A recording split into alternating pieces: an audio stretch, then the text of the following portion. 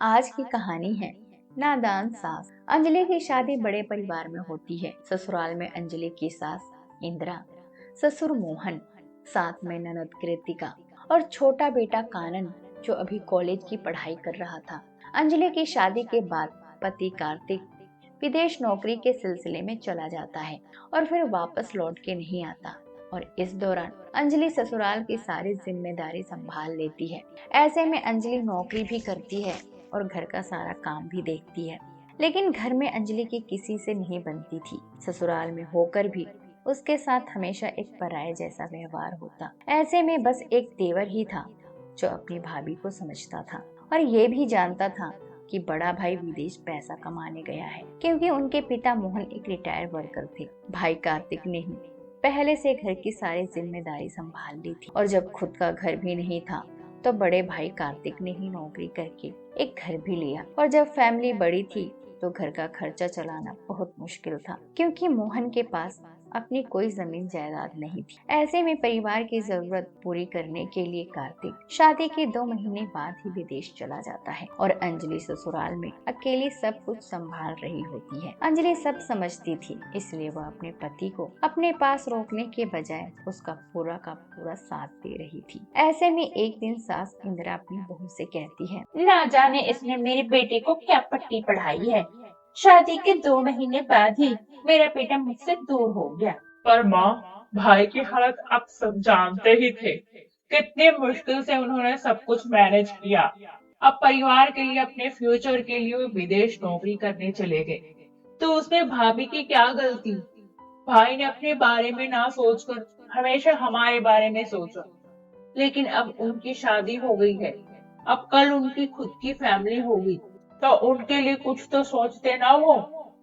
हाँ, तो क्या बहू तो रोक सकती थी? क्या यह अच्छी नौकरी नहीं थी जो विदेश जाना पड़ा? बेटे के विदेश जाने को लेकर इंदिरा हर बार अपनी बहू को ही दोषी ठहराती।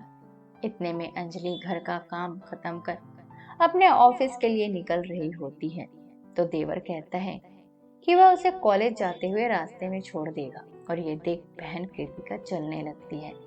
देखा माँ, अब छोटे भाई भी भाभी के चक्कर में मुझे साथ ले जाना भूल गए। उनको याद नहीं क्या मैंने कल कहा था उनसे कि मुझे अपनी दोस्त के घर जाना है, लेकिन वो भाभी को लेकर चले गए। अब मुझे ऑटो से जाना होगा। हाँ हाँ, ना जाने इस करमजली ने क्या जादू कर दिया है मेरे दोनों बेटों पर। अरे भाभी को देर हो रही थी ना, इसलिए कानन उसे लेकर चला गया। और तुम सबको पता तो है, अभी बहू के खर्चे ही तो घर चल रहा है। वरना बेटा जो उधारी लेकर विदेश गया है, वो तो चुकते हुए पैसे लग जाते हैं, तो वो भी कहाँ पैसे भेजता है। अब पति को भी बहू की तरफदारी करते हुए देख सास गुस्सा हो जाती है। ऐसे ही समय गुजरता है और बेटे के विदेश गए हुए 1 साल बीत जाते हैं। फिर अचानक बेटा विदेश से पैसा कमाकर कुछ दिनों के लिए घर लौटता है, लेकिन इंदिरा अपनी बहू को दोष देना नहीं छोड़ती। ऐसे में एक दिन जब अंजलि ऑफिस गई तो वह वहां काम करते हुए बेहोश होकर गिर गई। उसे अस्पताल ले जाया गया। वहां पता चला कि अंजलि पेट से थी। वो घर आई और सबको खुशखबरी देने लगी। घर वाले ये खबर सुनकर खुशी से झूम उठे, लेकिन इंदिरा को ये बात हजम नहीं हुई। एक दिन जब इंदिरा की चचेरी बहन भारती वहां आती है तो इंदिरा भारती को भी कहती है कि उसकी बहू की वजह से उसका बेटा उससे 1 साल तक दूर रहा। भारती अपनी बहन को सलाह देती है, अब तो बहू पेट से है, तो एक काम करें, जैसे उसने तेरे बेटे को तुझसे अलग किया, वैसे ही तू उसका बच्चा होने के बाद उसे अपनी माँ से अलग कर दे। फिर पता चलेगा कि एक बेटे को अपनी माँ से दूर करके कैसा लगता है। इंदिरा को अपनी बहन की बात ठीक लगती है और कुछ दिन बाद जब अंजलि एक बच्चे को जन्म देती है तो अब इंदिरा बहू को अपने बच्चे से दूर करने का अपना षड्यंत्र शुरू कर देती है। अस्पताल से जैसे ही अंजलि अपने बच्चे को लेकर घर आती है तो सास कहती, देखो बहू, तुम अपने बच्चे को मेरे साथ ऊपर ही रखो और तुम नीचे के रूम में सो जाओ। आखिर मैं भी अपने पोते के साथ थोड़ा समय बिताऊं। जब दूध के लिए मुन्ना रोएगा तो तुम ऊपर आकर उसे दूध पिला देना। लेकिन माँ जी, ये कैसे संभव है? मैं अपने बच्चे के बिना कैसे सो सकती हूँ? अरे मैं कहाँ कह रही हूँ कि तुम अपने बच्चे के बिना रहो, लेकिन कुछ देर तक मेरे पास ही रखो, फिर ले जाना अपने पास। मैं भी तो अपने पोते को प्यार करूँ। ऐसा कहकर अंजलि अपने बच्चे को अपनी सास के पास ही छोड़ देती है। अंजलि को जब भी बच्चे को दूध पिलाना होता वो ऊपर जाती। कुछ दिन ऐसे ही गुजरते हैं। अब बच्चा 5 महीने का हो जाता है और फिर अंजलि को सास कहती, बहू, तुम दोबारा ऑफिस क्यों ज्वाइन नहीं कर लेती? मैं बच्चे को संभाल लूंगी। अब तो उसका दूध भी छूट गया है। अंजलि अपनी सास की बात को मानकर ऑफिस ज्वाइन कर लेती है, लेकिन ऑफिस में वो बहुत परेशान रहती है। उसे परेशान देख एक दोस्त अंजलि से पूछती है, अरे क्या हुआ अंजलि, तू तो अपने बच्चे के जन्म के 5 महीने बाद ऑफिस आई है और फिर भी इतने परेशान दिख रही है। क्या हुआ, ससुराल में कोई प्रॉब्लम है क्या? अरे नहीं शालिनी, माँ जी पता नहीं अजीब व्यवहार कर रही हैं। वो मुन्ने को मेरे पास आने ही नहीं देती, पूरा दिन अपने पास लेकर बैठी रहती है। मुझे तो लगता है कि मैं उसकी माँ हूँ भी या नहीं। तो यह तो अच्छा है ना, तुम्हारे ससुराल वाले बच्चे का पूरा ध्यान रख लेते हैं ताकि तुम अपना करियर पर ध्यान दो। हाँ वह तो सही है, लेकिन ये कुछ ज्यादा ही हो रहा है। मुझे कुछ ठीक नहीं लग रहा। मुझे अपने पति से बात करनी ही होगी। अंजलि ऑफिस से घर लौटी है। अपने पति कार्तिक से बात करती है कि वह कुछ दिनों के लिए अपने मायके जाना चाहती है, क्योंकि जब से वह शादी करके इस घर में आई है वह अपने मायके नहीं जा पाई है। और जब वह अपने मायके जाने की बात सास से कहती है तो हाँ बहू, सही कहा तुमने। तुम मायके हो आओ, मुन्ने का ध्यान मैं रख लूंगी।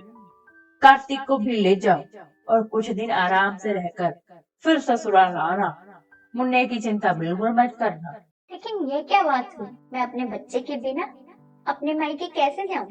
इतने दिन में अपने बच्चे के बिना नहीं रह सकती। और फिर पीछे से कार्तिक आता है और वह अपनी माँ से कहता है, हाँ माँ, ये तो हद हो गई। अंजलि ने मुझे बताया कि आप उसे उसके बच्चे से दूर रखना चाहती हैं, लेकिन मैंने ध्यान नहीं दिया। लेकिन आपने तो आज हद ही कर दी। क्यों, क्या हुआ? उसने भी तो शादी के बाद तुझे मुझसे दूर कर दिया था। तो अब मैं अगर मुन्ने को उससे दूर करूंगी तब उसे पता चलेगा ना कि एक माँ के बच्चे से दूर करने का होता है। अरे माँ, ये क्या बात हुई? आप तो ये नासमझी वाली बात कर रही हो। जब हम तीनों छोटे थे तब क्या आप हम तीनों से अलग रह पाते थे? तो अंजलि अब अपने छोटे से बच्चे से दूर कैसे रह पाएगी? और विदेश तो मैं इसलिए गया था ताकि अपने आने वाले परिवार की थोड़ी सी सिक्योरिटी के लिए थोड़े पैसे कमा सकूं, ताकि भविष्य में पैसों की कमी की वजह से मेरा बच्चा या मेरी पत्नी को कोई तकलीफ ना हो। और शादी के तुरंत बाद मैं विदेश चला गया। फिर भी अंजलि ने उस फैसले में मेरा साथ दिया, और आप सब जानकर भी आप नादानी कर रही हैं। अपने बेटे को नहीं समझ पाए। अगर ऐसा ही था तो मैं शादी ही नहीं करता। अपने बेटे की यह बात सुनकर अब इंदिरा के आंखों पर बंधी हुई पट्टी खुलती है। उसे अपने किए पर पछतावा होता है कि जो वह करना चाह रही थी वो गलत है, और वह अपनी बहू और बेटे से माफी मांगती है और पोते को अपनी बहू अंजलि को सौंप देती है। लेकिन अंजलि भी कहती है कि मुन्ने पर जितना अधिकार उसका है उतना ही अधिकार उसकी दादी का भी है।